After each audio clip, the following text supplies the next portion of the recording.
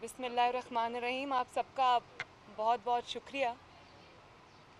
कल साद रफ़ीक साहब की और सलमान रफ़ीक साहब की ज़मानत की हमें बहुत उम्मीद थी और सलमान रफ़ीक साहब की तबीयत भी नासाज है, वो हस्पताल में दाखिल हैं। उनका जो हार्ट रेट है वो भी 50 और बिलो है। उसके बावजूद उसको जो है वो उनको डिस्चार्ज कर रहे थे अस्पताल से।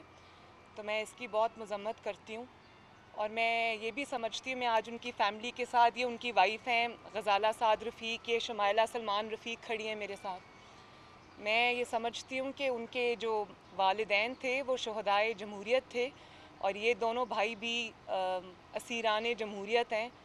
और साद रफ़ीक साहब का तो मेरा ख़्याल है कि सारी दुनिया जानती है कि उनकी तो गलती शायद ये है कि नालायक आज़म के मुकाबले में उन्होंने 2 दफ़ा इलेक्शन लड़ने की जसारत कर ली और दोनों दफ़ा इलेक्शन जीतने की जसारत कर ली। तो ये जो है वो साद रफ़ीक साहब की जो कामयाबी है वो शायद हज़म नहीं हुई और इस तरह से पॉलिटिकल विक्टिमाइजेशन हो रही है। ये किसी तरह भी जो है ये कोई काबिले फ़ख्र बात नहीं है, इसकी हम सख्ती से मज़म्मत करते हैं।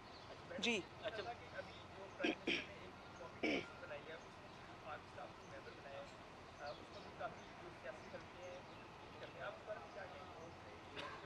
देखें, बहुत सारे फोरम्स ऐसे हैं पहले ही, जैसे ईसीसी है और जो नेशनल सिक्योरिटी काउंसिल है, जिसके अंदर पहले ही ये सारे इदारों की शमूलियत है। मुझे नहीं समझ आती कि इसके अंदर इस तरह की काउंसिल बनाने की ज़रूरत क्या थी। इस मामले को पार्लियामेंट में भी लाया जाना चाहिए। लेकिन मैं इमरान खान साहब के लिए ज़रूर ये कहूँगी कि ये फ़ैसले जो है ये उनकी वो नौकरी क्या और नखरा क्या भाई, तो उनका तो एक जो इंस्ट्रक्शंस उनको मिलती हैं कैरी आउट करते हैं, तो उससे उनका कोई भी जो इस पे क्या बेचारा इतराज़ कर सकता होगा। जी मैडम ये बताइएगा, जरदारी के साथ मुलाकात हुई, मुलाकात का अहवाल बताइएगा। कहा जाता है कि बिलावल की तरफ से इलेक्शन और इन हाउस तब्दीली दोनों हफ्ते पर जोर हुआ, तो ज़्यादा किसके ऊपर जोर था? क्या इन हाउस तब्दीली की तरफ आप लोग जाएंगे या मिड टर्म इलेक्शन या इलेक्शन की तरफ जाएंगे? देखिए, बहुत सारी बातों पे बिलावल के साथ मेरी बातचीत हुई काफ़ी तफसील के साथ और उसमें बहुत सारे मामलात ज़ेर बहस आए जिसके ऊपर ये फ़ैसला किया गया, जैसे ये इन हाउस तब्दीली है या उसमें सेनेट के चेयरमैन की तब्दीली है या जो स्ट्रैटेजी बनानी है आगे की, जिसके अंदर आपकी जो एजिटेशन है या प्रोटेस्ट हैं, वो तो उस पर तो बातचीत चल रही है जमातों की। कल शहबाज शरीफ साहब की जो प्रेसिडेंट हैं PMLN की, उनकी भी मुलाकातें हुई हैं अपोजिशन पार्टीज़ के साथ, तो ये बातचीत जारी है और जो रिफ़ाइन हो के उसका क्रक्स जो है या उसका जो कंक्लूजन है वो इंशाअल्लाह ताला बहुत जल्द अब होगी APC, तो उसके अंदर लेके जाएंगे, उसको डिस्कशन के लिए रखेंगे।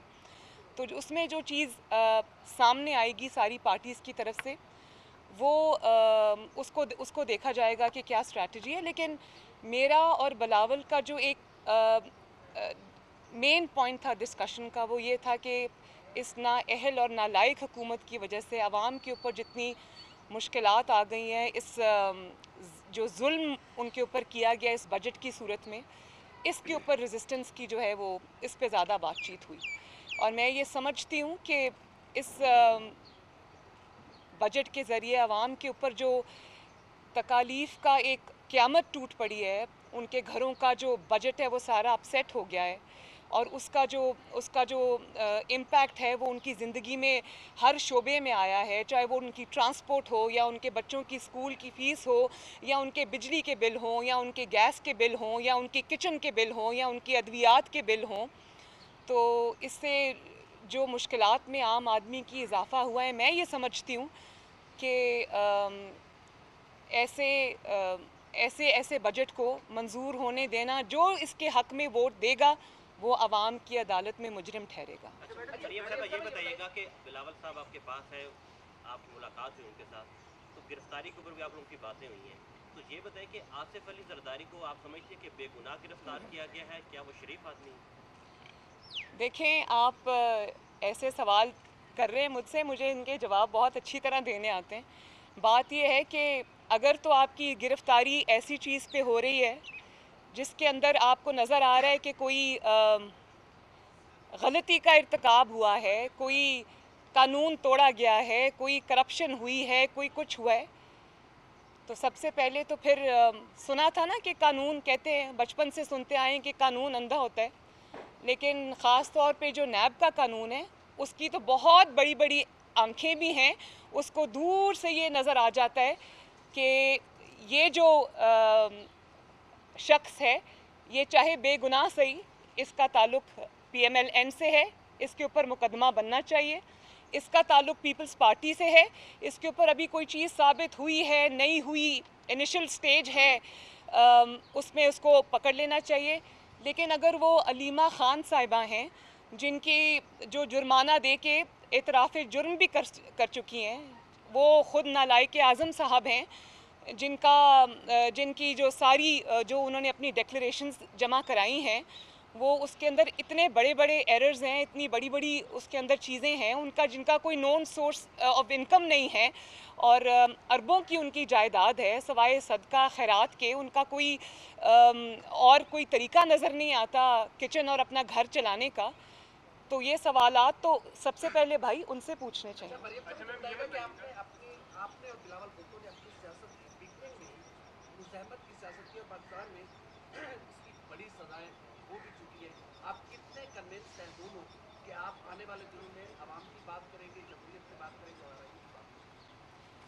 देखें भाई, बात यह है कि हमने सियासत शुरू तब की है जब हम ये सारी सज़ाएं काट के आए। तो जब आप किसी को कोई हक की बात करता है, आप उसको किस चीज़ से डराते हैं? आप उसको डराते हैं कैद से, आप उसको डराते हैं जेल से, आप उसको डराते हैं मुकदमात से, आप उसको डराते हैं पॉलिटिकल विक्टिमाइजेशन से, आप उसको सज़ाओं से, उम्र कैद से डराते हैं, जलावतनी से डराते हैं। ये सब तो हम देख आए हैं। तो मेरे पास तो डरने के लिए कोई चीज़ है नहीं, मुझे किसी चीज़ से अल्हम्दुलिल्लाह डराया जा नहीं सकता। तो ये सब कुछ मैं करके आई हूँ। मैं ये समझती हूँ कि जो पाकिस्तान को मसाइल लाहक हैं, नई नस्ल की नुमाइंदा होने के नाते से मैं ये समझती हूँ कि इन मसाइल को हम लोगों को सबको मिल के एड्रेस करना चाहिए और हक़ को हक़ कहना चाहिए।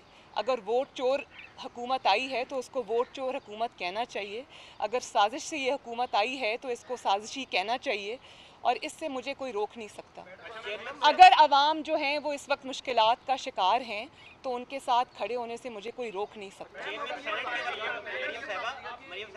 सेनेट के हवाले से आपने कहा कि चेयरमैन सेनेट के हवाले से आप लोगों ने बात की है, तो बिलावल लोगों ने तो खुद चेयरमैन सेनेट के लिए बड़ी तवज्जो की थी सजरानी साहब के लिए, तो आप लोग क्यों हटाने पर रजामंद हो रहे हैं कि चेयरमैन सेनेट को हटाया जाए? उन्होंने कहा अगर वो अपनी उस गलती का समझ गए हैं कि वो एक गलती थी और उसको वो उसको सुधारना चाहते हैं तो इससे अच्छी और कोई बात नहीं है।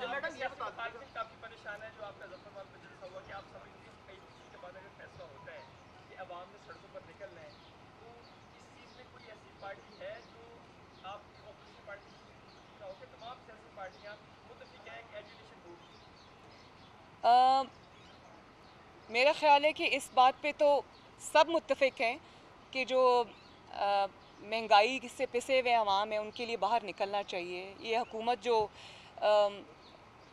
नालायकों की हुकूमत आ गई है, आप किसी भी शोबे में देख लें पाकिस्तान का जो हाल है, वो पाकिस्तान बिल्कुल प्लंज कर रहा है। चाहे वो आपके रिलेशंस हो दूसरे मुल्कों के साथ, चाहे वो आपकी इकॉनमी हो, चाहे वो आपकी सिक्योरिटी सिचुएशन हो, मतलब हर महाज पे ये हुकूमत जो है वो फेलियर है। तो इस पे तो सबका इत्तेफाक है कि ये होगा।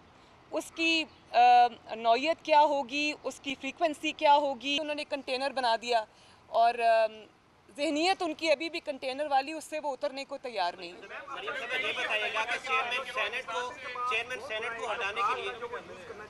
कौन सा कार्ड? पास एक कार्ड था कि वो अख्तर मैंगल फैक्टर को यूज़ करेंगे, लेकिन अख्तर मैंगल के हुकूमत के साथ मामला जब वो ठीक हो चुके हैं, लिहाजा अब आप नंबर गेम से आउट हो गए, बजट पे आप टफ टाइम आप नहीं दे सकते। तो आप ही समझते जिस तरह का हमने कवर किया मुजफ्फरबाद वाला जलसा, तो आप ही समझते एक पब्लिक मोमेंटम है और हमें इस लास्ट कार्ड पर जाना चाहिए। देखिए पब्लिक मोमेंटम आपका कहना है कि लास्ट में लेके आना चाहिए। लास्ट आपने जो है ऑप्शन है लास्ट है, इसको आप नहीं समझते कि आपने जिस तरह जब से ये है इसको फर्स्ट ऑप्शन पे तौर पर रखना चाहिए? देखिए मैं तो पहले ये बात कह चुकी हूँ कि जो अपोजिशन पार्टी अवामी तवक्कुआत पर इस वक्त पूरा नहीं उतरेगी, मेरा ख्याल है कि अवाम की जो नाराज़गी है उसमें उसका भी हिस्सा होगा। तो मैं तो ये समझती हूँ कि बहुत ज़्यादा क़ुव्वत के साथ, ताकत के साथ अवाम के जज्बात की तर्जुमानी करनी चाहिए। सारी अपोजिशन पार्टीज़ को इकट्ठे मिल के अवाम की आवाज़ बनना चाहिए, उनके लिए आवाज़ उठानी चाहिए, उनके साथ खड़ा होना चाहिए, और ताकि कल को ये हम इस जुल्म जो अवाम के साथ जुल्म हो रहा है उसमें हिस्सेदार न बने। आखिरी क्वेश्चन प्लीज। कब लेके आ रही है वोट ऑफ नो कॉन्फिडेंस, कब लेके आएंगी, स्ट्रेंथ कितनी है आपके पास?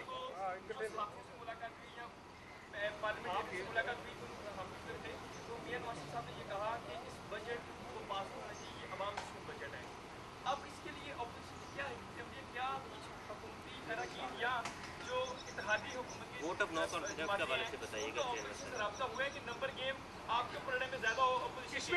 देखिए एक मिनट पार्लियामेंट में क्या चल रहा है वो तो पार्टीज़ के सरबराहान जो हैं वो सही बता सकते हैं, लेकिन मैं ये ज़रूर कह सकती हूँ कि जितनी पकड़ धकड़ हो रही है, जितनी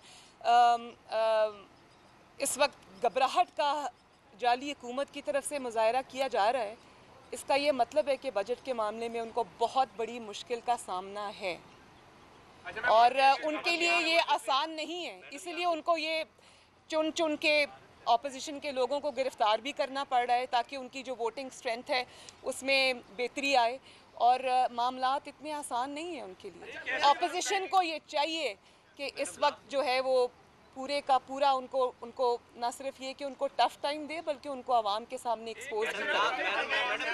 मुलाकात होती है, मियां साहब बीमार भी हैं, कैद भी हैं, मियां साहब ने आपको कितना कोऑपरेट किया है कि हर हाल में लोगों की बात करनी है, अब बाहर निकलना है, कंप्रोमाइज़ नहीं करना? उन्होंने ये बात मुझे बारहा कही है। वो कहते हैं कि मेरे लिए आवाज़ नहीं उठाओ, मेरा मामला इस वक्त अल्लाह के सुपुर्द है, आपको आवाम के साथ उनकी मुश्किलात के साथ खड़े हुए नज़र आना चाहिए। Thank you. आप जी अब बस लास्ट। हाँ जी, वोट ऑफ कॉन्फिडेंस के हवाले से बता दें कि खवातीन का एक बड़ा एक्टिव रोल रहा है पॉलिटिक्स के अंदर, आप भी बड़ा एक्टिवली पार्टिसिपेट कर रही हैं अब जो पॉलिटिकल सिनेरियो है इसके अंदर, लेकिन हम दूसरी जानिब देखते हैं कि एक बड़ा ही एक डेंजरस चीज़ चल रही है, जैसे सोशल मीडिया के ऊपर कुछ खवातीन बहुत ज़्यादा एक्टिव हुई हैं, कुछ आपको मलाइन कर रही हैं, कुछ PMLN की खवातीन हैं जो कि हुकूमती जमात को मलाइन कर रही हैं, जैसे एक बड़ा मशहूर नाम वीना मलिक का भी है। तो आप ऐसी खवातीन को क्या पैगाम देना चाहेंगे? देखें ये तो वक्त ज़ाया करने वाले सवाल आते हैं। बहुत बहुत शुक्रिया।